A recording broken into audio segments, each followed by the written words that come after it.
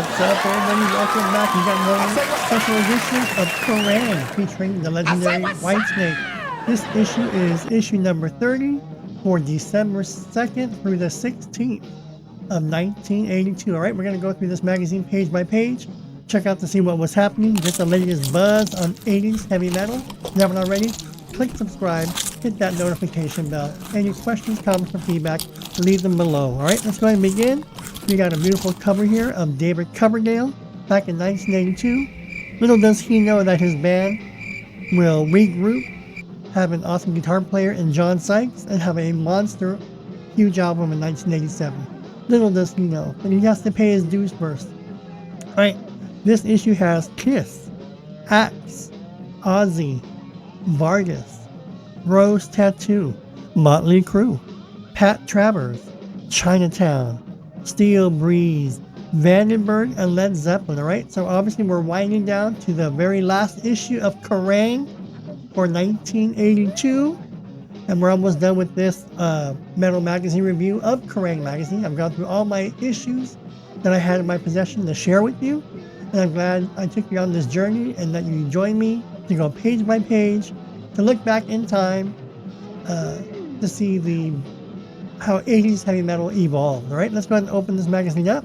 And we got according to Kerrang!, the official heavy metal charts specially compiled for Kerrang! From a nationwide survey of 50 specialist shops. So these are their top singles, their top albums, and their top import albums, okay? Right now we're just going to go through the pages and see what was in this issue. Right, we have Coda, Led Zeppelin, alright? So they finally got back together and look at their first album, Coda by Led Zeppelin, available on Swan Song Records and cassettes. Isn't that cool? Coda. Check out Coda on YouTube, and I think you'll be pleasantly surprised. Right, and here we go. Look at this beautiful photograph right there. Look at that beautiful Gibson SG. And these are the Marzio Super Distortion pickups in this Gibson SG, just so you know. Right, we have Slade, remember over here? We had Slade on the left, and then we got Slade on the right. Let me know what you thought about Slade, and if you have any albums or heard of any hit tunes from Slade, let me know in the comment section below. Slade. Right, the Bishop of Bludgeon. Slade's Nobody. Slade's Naughty Holder gives an SOS call to Malcolm Dome. Alright, so this talks about the Bishop of Bludgeon. Alright, and again, my only beef with Kerrang! Magazine was that their articles have this really tiny print that you need a magnifying glass to read. Alright, and again, with all my other issues, if there's any interviews you want me to touch up on, revisit, I'll be happy to in another video, and I'll be happy to read the interview out loud one-on-one, and then we can talk about it. Okay, this is a Gibson. This possibly is this a Gibson guitar? I can't tell from this, but if you know what guitar this is by this body right there, let me know. Not bad looking. Looks like a double cutaway Gibson, but it could be a Yamaha. I don't know what it is. Right, Pat Travers Traumas. All right, if you're a fan of Pat Travers, look him up on YouTube. You get all the Pat Travers on YouTube. So check it out. Look at Heavy Petty. So here's the article on Tom Petty. Tom Petty was cranking out the charts in 82, 83. I forgot the damn name of the album. Just Got Lucky or something like that. But he had a lot of hit after hit and tons of videos on MTV. Tom Petty was at the top of their game back in around 83. So they're about to hit it big. Right? Win a Gibson Flying V guitar. A la Michael Schenker. Look, does this look like Michael Schenker to you? Huh? All right. Right. Treble. Right. Armed and Ready. Snake Rock. The Angels. So here they're trying to show you the up and coming bands to look out for. Like the hot new bands. So sadly, this is the end of 82. In 1983, I never heard of or seen Snake Rock or the Angels. Right, so look at Snake Rock right here, and the Angels. Let me know what you thought about Snake Rock or the Angels. I never heard of them. Right, Cuts, Whitesnake, Free, Golden Earring, Status Quo, Burning Rome, Golden Earring, Right? Warning, Tom Petty and the Heartbreakers, Long After Dark, Telephone, and we have Hologram. Look at Kiss. A personal gesture from Gene to any who doubted. Outside, isn't that cool? Right? Again, Jude, Sumi, The Plasmatics, and Stampede. Those are the albums they're recommending. All right, Angry Anderson, Rose Tattoo. If you're a fan of Rose Tattoo, here we go. There's a little blurb on it.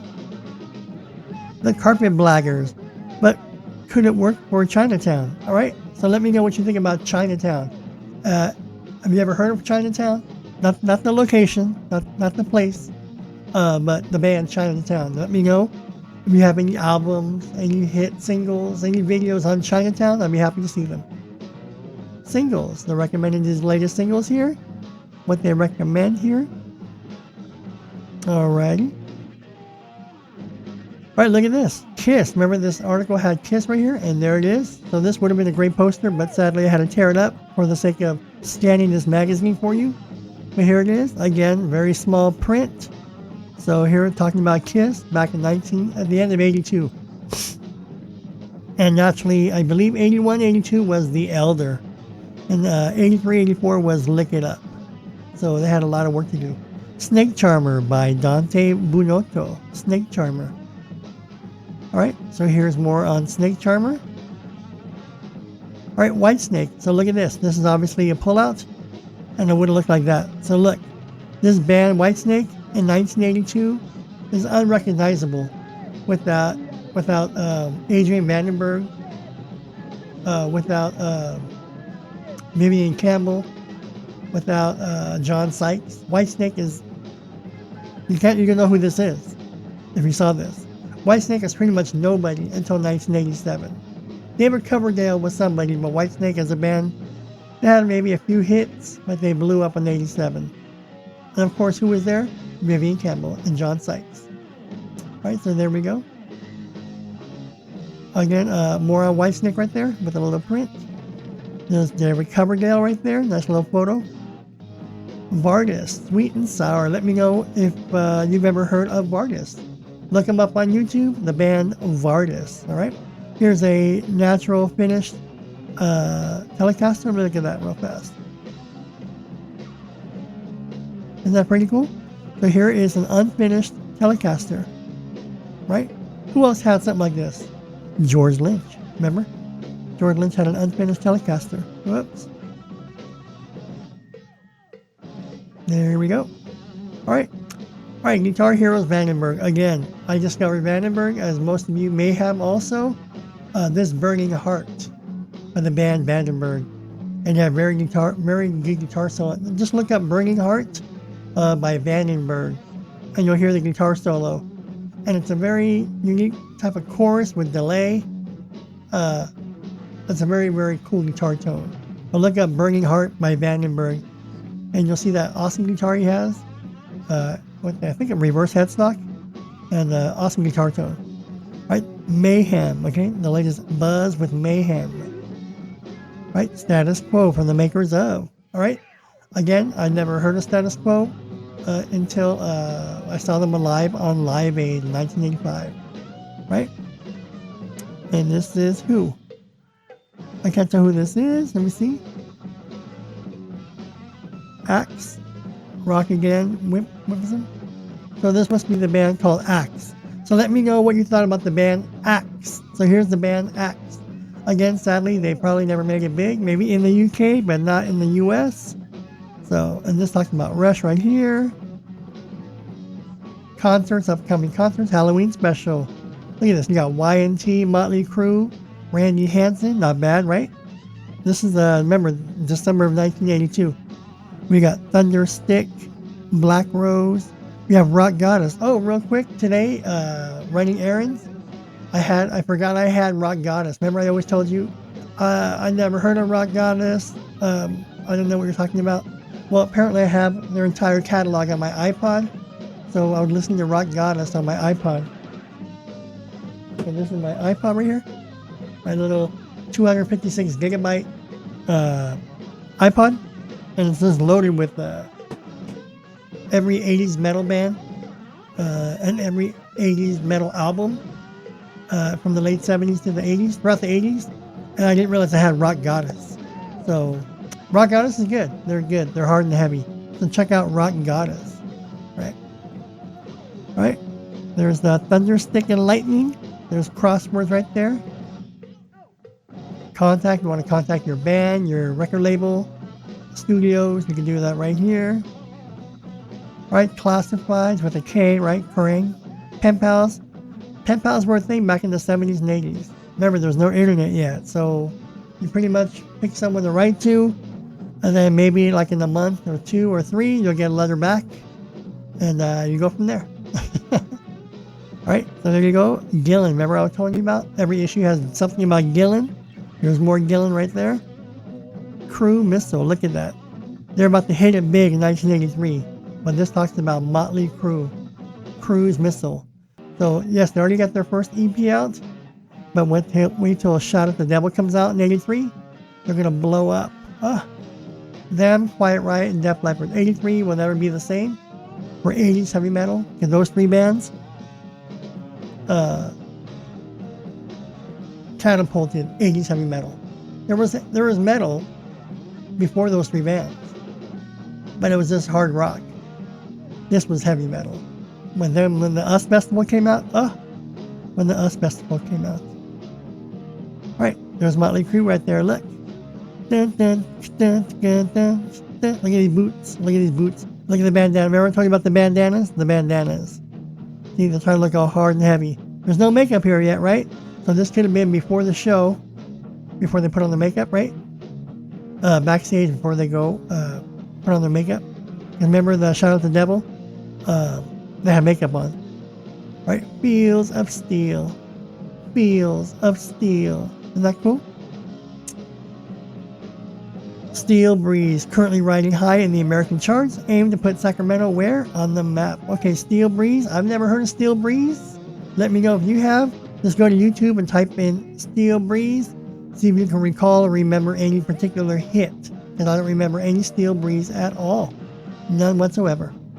Alright, here we go. This poster I had on my wall for at least 2 years straight. And this, I know exactly when this was taken. This is on the live Speak of the Devil tour that was on MTV. At live in Irvine Meadows, Brad Gillis. This is from his guitar solo right there. Now look, that's during his guitar solo. That's his beautiful Fender Stratocaster. That's his Floyd Rose. That's probably Floyd Rose number 3. And they're saying Eddie had number 1. Whoever you want to believe. Neil Sean had number 2. Brad Gillis had number 3. Or Brad Gillis had number 2. But Brad Gillis said he had he put a Floyd Rose on his custom Gibson Les Paul. So he had a Floyd Rose on that Les Paul before this red Stratocaster. Then he put it on the Stratocaster. But Neil Sean also in 82, there's a video of him with Journey on tour. It's on MTV also. He got a Floyd Rose on a Les Paul also. But it doesn't matter who's number 2 or 3. The fact is, if it wasn't for Eddie, they wouldn't have a Floyd Rose. But look at this. I had this on my wall. I remember this vividly. I had this picture on my wall. Brad Gillis was my hero.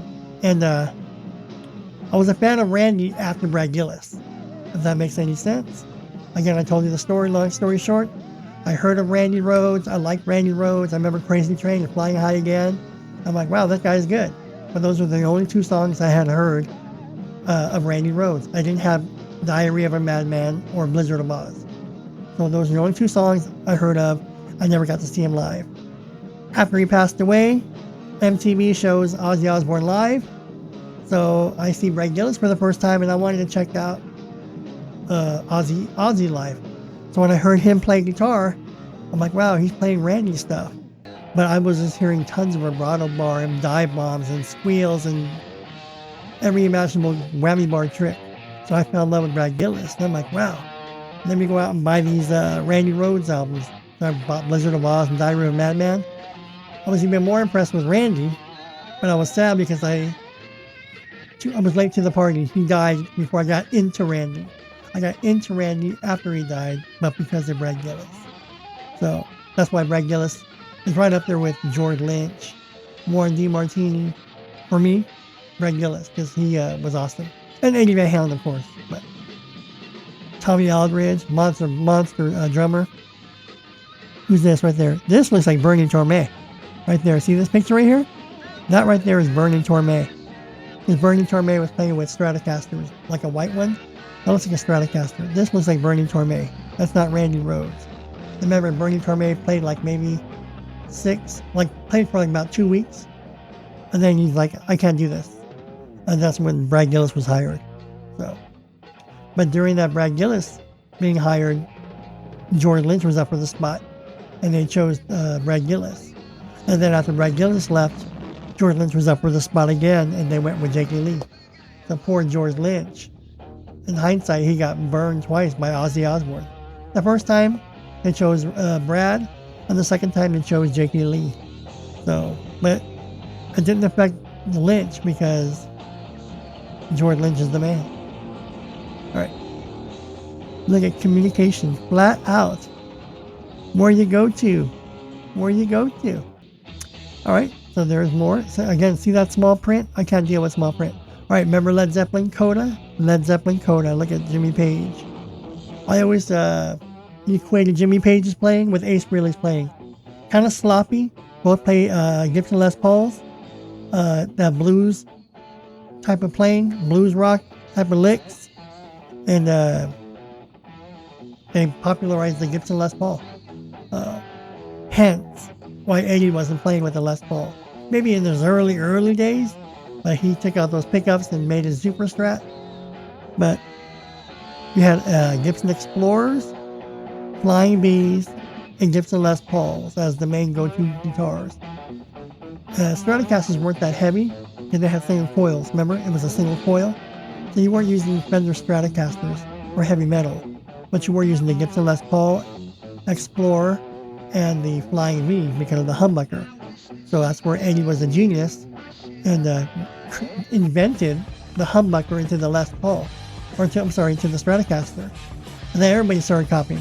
So when you know the history. So, but I always equated Jimmy Page's playing with Ace Frehley's playing. All right, so that is the end of this issue. So that was the back of the cover with Led Zeppelin, Jimmy Page. There's the front cover again featuring Whitesnake.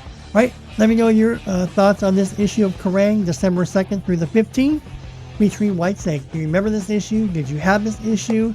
And if you've never seen it, what do you think about the issue and the magazine in general? Again, this was released in the UK, and so if you're a very true fan of 80s heavy metal, this gave you different news than what Cream, Circus, and Hit Parade gave you. That pretty much gave you all the top 40 stuff, the current 80s metal scene. Kerrang would give you the 80s metal in the UK. Alright, so that's it for this video. Thank you for joining me, going through this vintage metal magazine page by page. I'm Tony. Thanks for joining me here at KGTR. Again, any questions, comments, or feedback, leave them below. And I'll see you all in the next video. Oh, real quick, I believe we have one more special edition issue of Kerrang. And then after that, we're going to have just a small minor break while I finish up a few things so that when I launch the next series, which will be a surprise, you'll know why I had this little small break. I'm not going to be gone for weeks, just for a few days. So if you stop seeing a few videos being uploaded, that's only because I'm fine-tuning the series so that when I launch the new series, it'll be worth it, and then the videos will be back to daily every single day, giving you content every single day, 80s heavy metal, like no other channel will give you, because they can't. They don't have what I have. They don't have what... Just teasing. Alright everybody, I'll see you folks real soon. We got one more special issue of Kerrang, and then we're done with the Kerrang Metal Magazine reviews. And after that, we got a brand new series coming your way. I just gotta fine-tune some things, finish some edits, and then once I unleash it, you'll be happy that we got the new series, because I'm going to pretty much show you the evolution of 80s heavy metal. So that'll be the new series. I can give you a little teaser. It's the evolution of 80s heavy metal. Obviously, we're going to start with 1980 and then go all the way through the 80s. And we're going to do it in a special way a unique way, and I think visually and sonically, is that a word? You're going to be very happy on this new series. All right, thanks everybody. I'll see you folks real soon. We got one more issue of Kerrang, and then we'll take a small minor break, and then we're going to unleash the evolution of 80s heavy metal. And you won't find that anywhere else except here at KGTR. So click subscribe, hit that notification bell, bitch, and I'll see you all in the next video. Bye.